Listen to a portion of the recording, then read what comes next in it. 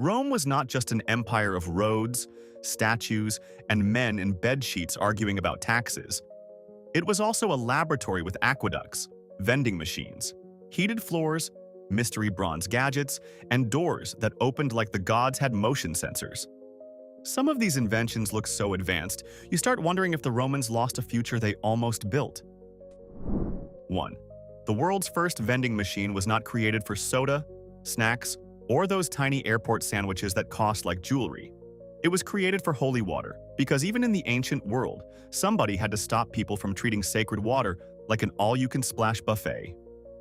Hero of Alexandria described the device in the 1st century. A worshipper dropped a coin into a slot. The coin landed on a small pan, its weight opened a valve, and a measured amount of holy water came out. When the coin slid off the pan, the valve closed again. Simple, brilliant, and brutally honest about human nature. The machine was not there to impress engineers at a conference. It was there because temple visitors apparently saw sacred water and thought, "Nice, I'll take enough for the whole neighborhood." 2. The Cloaca Maxima was Rome's giant sewer system, and honestly, the name alone sounds like a final boss in a plumbing nightmare. It began as a drainage project to dry swampy land near the Roman Forum, then grew into one of the city's most important underground systems. It carried stormwater, waste, and everything else a crowded ancient city desperately wanted to pretend did not exist. The engineering was impressive. Huge stone channels, long tunnels, and a system durable enough that parts of it still survive today. But do not imagine a clean modern sewer with polite pipes and safety signs. Ancient sewers could flood, stink, trap dangerous gases, and turn maintenance into a horror story with sandals. Rome did not eliminate filth. It simply built a massive underground highway for it, then called that civilization. 3. The Lycurgus Cup is one of those objects that makes modern people look at ancient craftsmen and quietly whisper, "Excuse me, how did you do that?" In normal reflected light, this Roman glass cup appears green. But when light shines through it from behind, it glows red, as if the cup has changed its mind about reality. The secret is tiny particles of gold and silver inside the glass, so small that they interact with light in ways we now connect with nanotechnology. Roman artisans were not wearing lab coats and saying nanoscale optical effects, obviously. They were making luxury objects for people rich enough to drink from science fiction. The result is a piece of glass that behaves like magic, except the magic is physics, metallurgy, and craftsmanship teaming up to embarrass your color-changing mug. 4. Nero's rotating dining room sounds like something invented by a screenwriter who thought ancient luxury was not ridiculous enough. According to ancient descriptions, one dining hall in Nero's Golden House slowly revolved day and night, imitating the movement of the heavens. So while normal people ate bread and tried not to get crushed by taxes, Nero wanted dinner inside a mechanical planetarium. Guests reclined, ate, drank, and tried to look elegant while the room itself moved like the universe had agreed to cater the party. Some accounts also describe perfume and flower petals falling from the ceiling, because apparently being emperor means your ceiling has to flirt with everyone. Archaeologists still debate the exact mechanism, but the idea fits Nero perfectly. Not just a palace, not just a banquet, but a rotating cosmic flex with snacks. 5. The Roman multi-tool proves that ancient people also understood the sacred travel rule. At some point, you will need a knife, a spoon, and a toothpick, and you will need them now. One surviving Roman folding tool includes eating utensils and small practical implements packed into a compact metal design. It had a spoon, a fork-like piece, a blade, a pick, and other tiny tools, all centuries before the modern Swiss Army knife became the official gadget of camping dads and people who say, "Actually, I can fix that." This was probably not a cheap street object. It belonged to someone wealthy enough to carry stylish portable dining equipment. Imagine arriving at a Roman roadside meal, unfolding your bronze gadget, and becoming instantly unbearable. Ancient tech was not always giant aqueducts. Sometimes it was pocket-sized smugness. 6. Roman cataract surgery was real, and it was impressive in the same way a man calmly holding a needle near your eyeball is impressive. Doctors used a procedure called couching, where a sharp instrument was inserted into the eye and used to push the cloudy lens away from the line of sight. Yes, into the eye. Not near it, not around it. Directly into the part of the body most people protect if a dust particle even thinks about approaching. Roman medical kits have revealed specialized surgical tools, including instruments used for eye treatment. The operation was risky, painful, and nothing like modern cataract surgery, but in some cases it could restore partial vision. So when we complain about eye drops, remember that a Roman patient might have heard, "Good news, I have a bronze needle and confidence." 7. The Colosseum was not just an arena. It was a giant special effects machine powered by ropes, pulleys, sweat, and extremely questionable entertainment ethics. Beneath the wooden arena floor was the Hypogeum, a network of corridors, cages, ramps, platforms, and elevators. Animals, fighters, scenery, and props could be lifted suddenly into the arena, creating the ancient version of a jump scare, except the surprise was a leopard and the audience had paid for that exact problem. Teams of workers operated hidden machinery below, coordinating lifts and trapdoors with brutal precision. From above, it looked like beasts and gladiators appeared from nowhere. From below, it was probably chaos, darkness, shouting, and someone praying the pulley did not choose today to become philosophical. Rome did not just stage violence, it engineered dramatic entrances for it. 8. The Roman dodecahedron is a bronze mystery object that looks like a gaming accessory from a civilization that forgot to leave the instruction manual.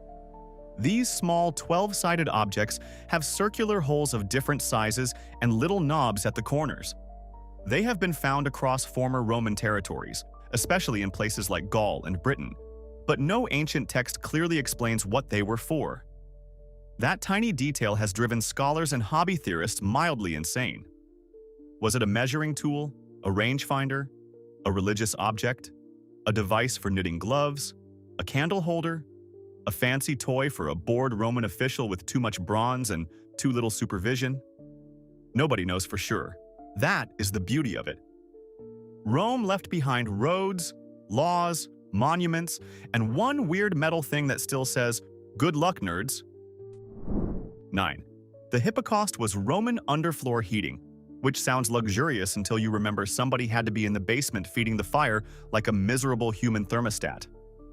The system raised floors on small pillars, creating an empty space underneath. Hot air from a furnace flowed through that space, warming the floor above. In bathhouses and wealthy homes, the heat could also travel through wall channels, making rooms warm in a surprisingly advanced way. Upstairs, elite Romans enjoyed warm floors, hot baths, and the smug comfort of being rich in winter. Downstairs, workers kept the furnace alive, hauling fuel and sweating for someone else's cozy toes. It was brilliant engineering wrapped in social inequality, which is very Roman. Still, the result was incredible. Central heating centuries before many later Europeans discovered the bold technology of freezing indoors. 10. Roman distance measuring devices were the ancient cousins of the taximeter, minus the tiny screen, the awkward silence, and the sudden feeling that the route is suspiciously long. Engineers described mechanisms that could be attached to carts, where the turning wheel moved gears inside the device. After a set number of rotations, a small stone dropped into a container. Count the stones, and you could estimate the distance traveled. It was simple, mechanical, and incredibly useful in a world where roads were the arteries of empire. Rome needed to move armies, messengers, taxes, supplies, officials, and probably one very annoyed governor who wanted to know exactly how far he still had to ride. Measuring distance meant planning power. The Romans were not just wandering dramatically across Europe. They were counting the miles with little rocks. 11. The Corvus was Rome's wonderfully aggressive solution to being bad at early naval warfare. During the First Punic War, the Romans faced Carthage, a power far more comfortable at sea. So Rome looked at ship battles and basically said, what if we made this less like sailing and more like stabbing on a wooden sidewalk? The Corvus was a heavy boarding bridge mounted on a ship, with a spike at the end that slammed into the enemy deck. Once attached, Roman soldiers charged across and turned the sea fight into a land fight, which was exactly where they were dangerous. It was clever, brutal, and extremely on-brand. The downside was that the device may have made ships unstable in rough water. Rome solved one problem by creating another, then attacked anyway, because hesitation was not really their aesthetic. 12. The Aeolipoli was an ancient steam-powered device, and it is one of history's most frustrating little almost moments. Hero of Alexandria described a hollow sphere mounted so steam escaped through bent nozzles, causing the sphere to spin. That is not a full modern engine, but it is steam-producing motion. The basic idea was sitting right there, rotating like a tiny metal prophet of the industrial age. And what did the ancient world do with it? Mostly treated it as a demonstration, curiosity, or temple marvel. No trains, no factories, no steam-powered empire with togas and smokestacks. Why? Because technology needs the right materials, economics, labor conditions, and demand. Rome had clever engineers, but it also had abundant enslaved labor and different priorities. So steam power appeared, spun around, impressed everyone, and then history shrugged. 13. The unswept floor mosaic style is one of the funniest examples of ancient rich people being weird on purpose. Instead of decorating the floor with heroic gods or elegant patterns, artists carefully created the illusion of garbage. Fish bones, nutshells, fruit peels, crumbs, and table scraps appeared scattered across the floor, except every bit of mess was made from tiny pieces of stone. Shadows were included. Details were precise. The floor looked dirty because someone had paid a highly skilled artist to make it look dirty. This style came from Greek artistic traditions and became a Roman luxury flex. Guests walked in and thought, wow, this host is either disgusting or absurdly rich. And that was probably the point. Nothing says status like spending a fortune to imitate the aftermath of dinner before dinner even begins. 14. Roman dental technology was much more advanced than the phrase, ancient teeth makes you expect. The Romans inherited and adapted techniques from the Etruscans, who were skilled at using gold wire and bands to stabilize loose teeth or hold replacements in place. Artificial teeth could be fitted using human or animal teeth, which is both impressive and deeply uncomfortable if you think about it for more than 3 seconds. This was not modern dentistry. There was no cheerful hygienist, no tiny mirror, and no one gently reminding you that your gums are disappointed. But it was real dental engineering. Wealthy people could sometimes repair a damaged smile instead of simply living with the dental disaster. Ancient dentistry mixed craftsmanship, status, pain tolerance, and gold. Basically, a luxury mouth renovation with none of the relaxing spa music. 15. Roman concrete, known as opus cementitium, is so good that modern engineers still study it with the energy of people trying not to look jealous. Some Roman harbor structures have survived in seawater for centuries, while modern concrete often struggles in marine environments. The Roman recipe used lime, volcanic ash, stone, and chemical reactions that could actually strengthen the material over time. In some cases, seawater helped create new minerals inside the concrete, sealing cracks and improving durability. Recent research also suggests lime-rich fragments may have helped the concrete self-heal when water entered tiny cracks. That means Roman concrete did not just sit there. It responded like a building material with a survival instinct. Meanwhile, a modern sidewalk sees 3 winters and starts falling apart like it just received bad news. Rome built for centuries, and sometimes the material kept working after the empire did not. 16. The hydraulis was the first known keyboard instrument, and it was not some delicate little living room instrument for sad poetry. It was a water-powered organ that used hydraulic pressure to regulate airflow through pipes. Press the keys, air moved, pipes sounded, and suddenly the ancient world had a loud mechanical music machine. Invented in the Hellenistic world and adopted by the Romans, the hydraulis became popular in public events, including games and spectacles. Picture a gladiator arena, a roaring crowd, dust in the air, and then this giant water-powered organ blasting sound like the Roman version of stadium rock. It combined plumbing, music, pressure systems, and theatrical excess in one machine. The Romans did not just want entertainment. They wanted entertainment that arrived with machinery, volume, and the subtle emotional tone of something dramatic is about to happen. 17. The pocket sundial was a portable timekeeping gadget for the Roman traveler who wanted to be punctual, sophisticated, and completely dependent on the weather. Some surviving bronze sundials were small enough to carry and designed to work at different latitudes across the empire. That part matters because a sundial calibrated for one region does not work perfectly everywhere. Rome was huge, stretching across many climates and sun angles, so a clever portable dial had to account for location. No battery, no screen, no notification asking if you are still watching. Just sunlight, geometry, and the quiet confidence of a person who understands shadows. Of course, if clouds appeared, your advanced timepiece instantly became a decorative lump. Still, for its world, it was brilliant. A Roman official could pull out a tiny instrument and say, "According to the sun, you are late." 18. Roman treadwheel cranes were construction machines powered by humans walking inside giant wheels, which is basically the ancient version of turning workers into very serious hamsters. The principle was mechanical advantage. As people walked inside the wheel, it turned a drum that wound ropes and lifted heavy materials. Combined with pulleys and careful engineering, these cranes could raise stone blocks, columns, beams, and other massive building pieces far beyond what ordinary muscle could manage directly. This technology helped build temples, aqueducts, arches, and monuments that looked like gravity had lost a legal argument. From the street, the sight must have been incredible. Heavy stone rising through the air, while men inside a wheel kept walking like the building itself had a gym membership. It was not magic.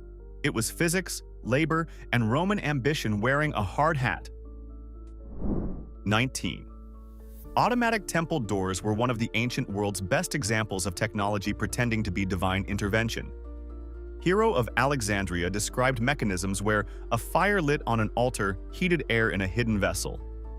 The expanding air pushed water into another container, shifting weights and activating ropes or pulleys.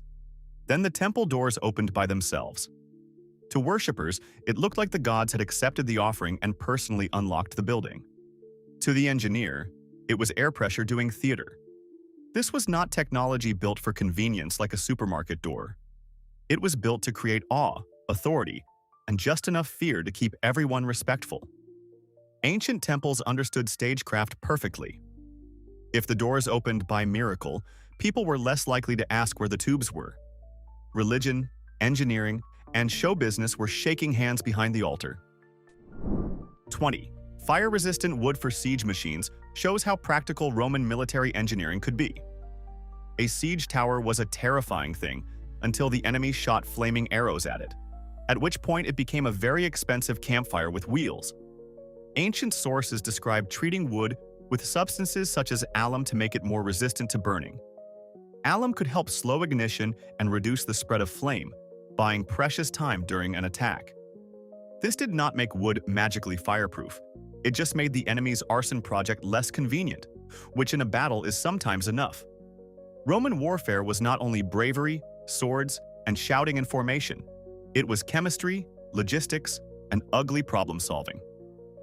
If your army needed to push a giant wooden tower toward a wall while people tried to set it on fire, you did not hope for the best. You treated the wood. 21. Water clocks, called clepsydras, were ancient timekeeping devices that used flowing water instead of sunlight, which was very helpful at night, indoors, or during weather that made sundials look unemployed. Water dripped or flowed at a controlled rate from one container to another, moving markers or floats to measure time. More advanced versions could trigger sounds or signals. Some designs used falling pebbles or metal pieces hitting a surface to create an alarm. Imagine waking up not to a phone, not to birds, not to a neighbor with a drill, but to a water-powered device dropping little stones onto a metal tray because physics has decided you are done sleeping. Greeks developed many of these mechanisms, and Romans used water clocks in courts, public spaces, and elite settings. It was ancient scheduling technology, powered by gravity and mild panic. 22. Roman inverted siphons were a brilliant reminder that aqueducts were not always those elegant stone arches you see on postcards. Sometimes, when engineers needed to cross a valley, they used pressure instead of height.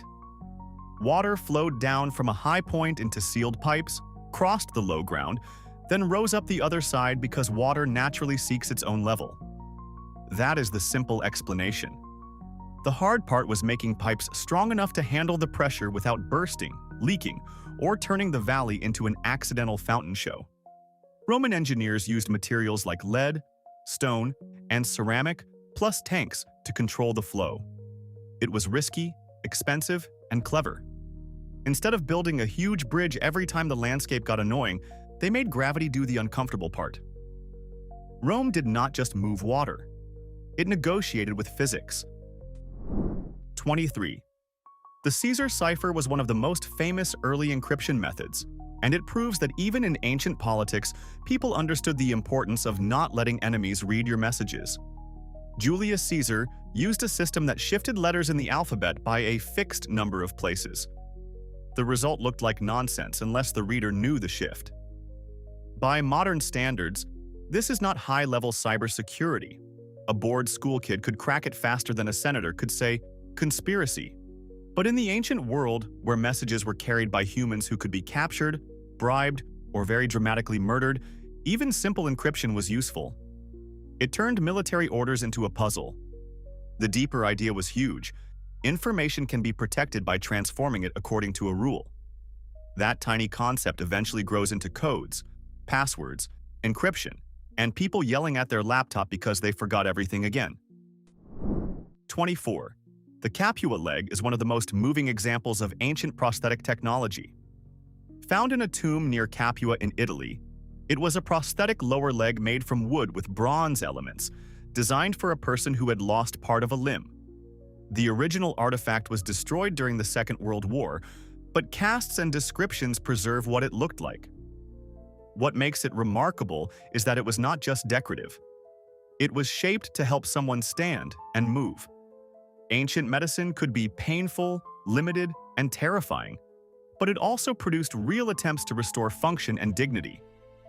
For a veteran or injured civilian, a prosthetic leg could mean returning to daily life instead of being completely dependent on others. Not every Roman technology was about conquest or luxury. Some of it was about the simple miracle of walking again. 25. The Valerium was the giant retractable awning system of the Colosseum, and it may be the most dramatic sunshade ever invented. Rome packed tens of thousands of spectators into the amphitheater, then faced a very practical problem. The Italian sun does not care that you came to watch gladiators. So the Romans used huge fabric sails, ropes, masts, and rigging to shade parts of the seating area. The system was operated by sailors from the imperial fleet, because handling enormous canvas above a crowd was basically naval work that had somehow climbed onto a building.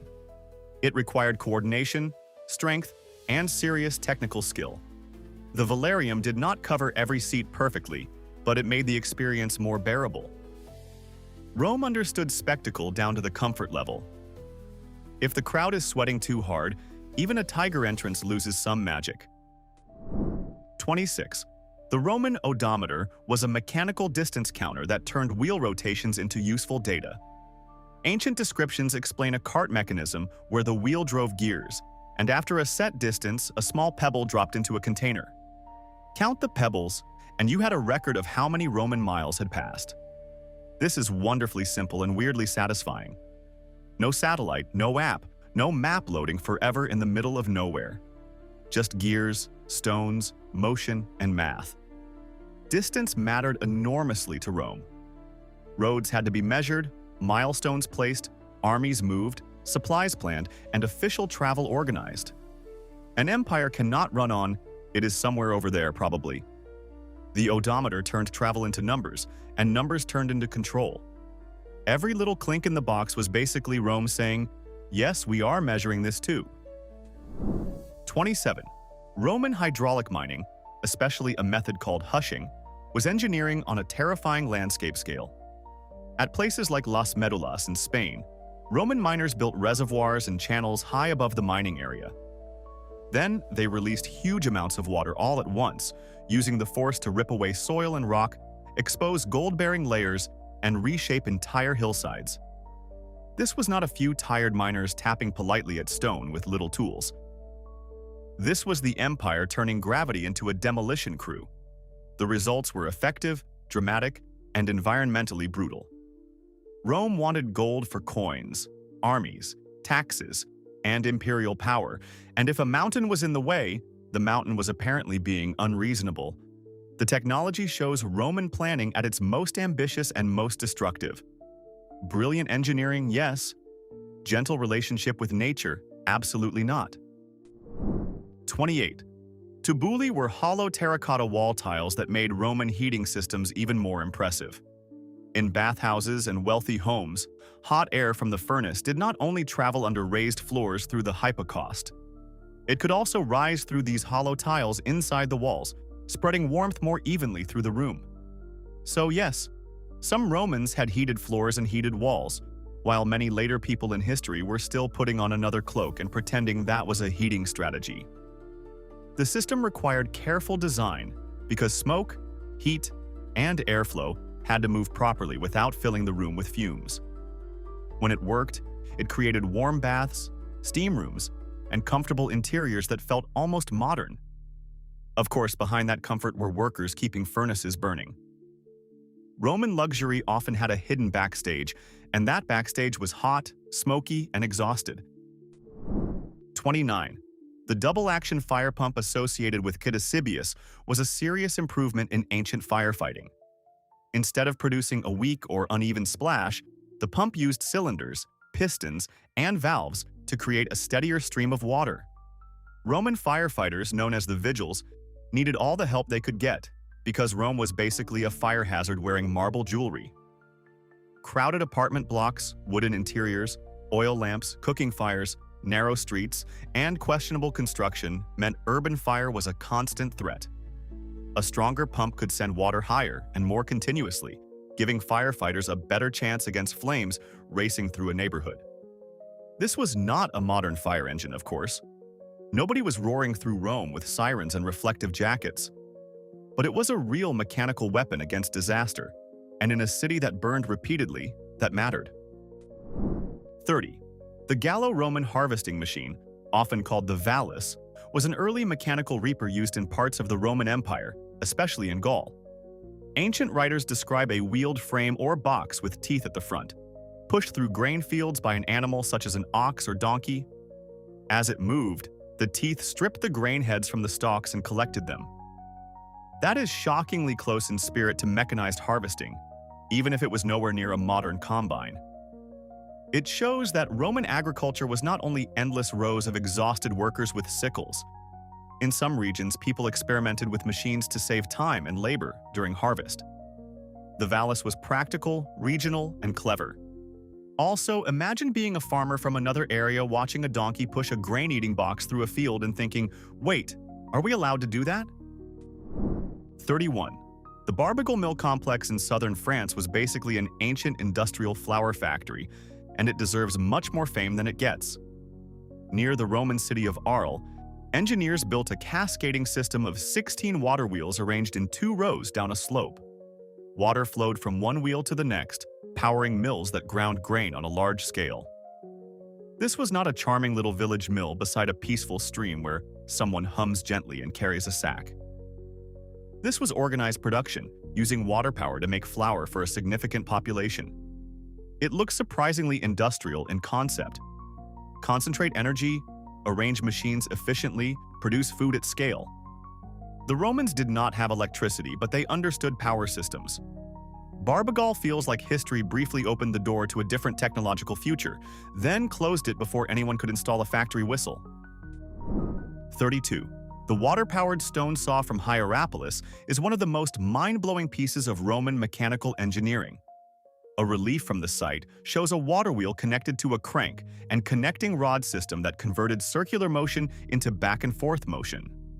That motion could drive saw blades through stone, including marble.